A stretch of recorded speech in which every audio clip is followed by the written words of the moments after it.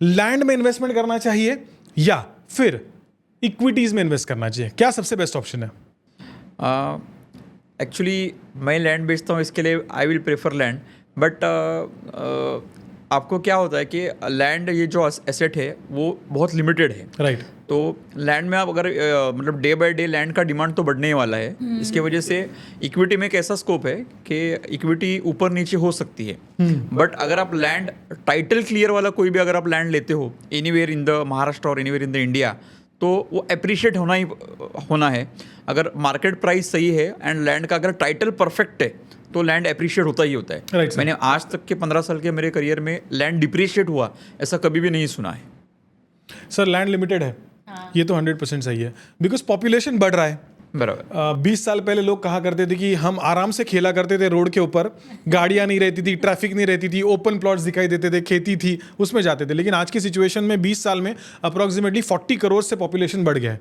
तो लैंड की स्केयरसिटी तो हमेशा रहने ही वाले हैं और लैंड की प्राइजेस भी हमेशा बढ़ने ही वाले। लेकिन सबसे इंपॉर्टेंट थिंग क्या है सर, जो मुझे फील होता है, बिकॉज मैं भी रियल एस्टेट में हूँ, हम दोनों रियल एस्टेट में है, पिछले 15 सालों से हम भी रियल एस्टेट में काम कर रहे हैं। टाइटल क्लियर लैंड कैसे आइडेंटिफाई करें?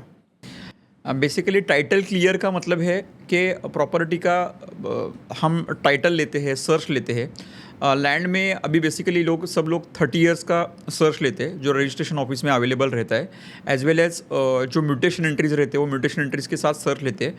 बट इसके सिवा मतलब जनरल लोगों के लिए title clear land means if the title and search of the land is clear then it's okay. But हम इस फील्ड में कोर 15 साल 20 साल से 15 साल से मैं फील्ड में काम कर रहा हूँ। तो मेरे हिसाब से टाइटल एंड सर्च के साथ हम क्या करते हैं, पूरा ई कोड भी सर्च करते हैं एंड जहाँ पर भी हम लैंड लेते हैं वहाँ के लोकलाइज लोगों से भी हम पूरी इंक्वायरी करते हैं कि इनके फैमिलीज़ में इनके कोई एंसिस्टर, कोई हेयर्स वगैरह पेंडिंग है क्या नहीं है, ये सब इंक्वायरीज हम करते हैं।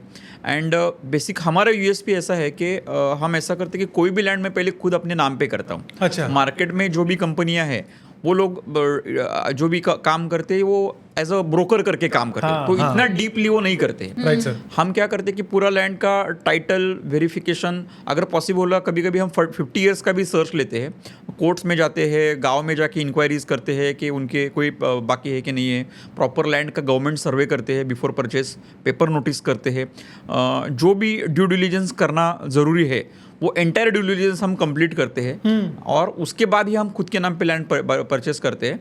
और मैं तो ऐसा बोलता हूँ कि जो लोग अपने खुद के नाम पे लैंड परचेस करते हैं तो खुद का पैसा इन्वेस्टमेंट करते हैं। तो और डीपली वो लैंड का ईच एंड एवरी पहलू हम देखते हैं।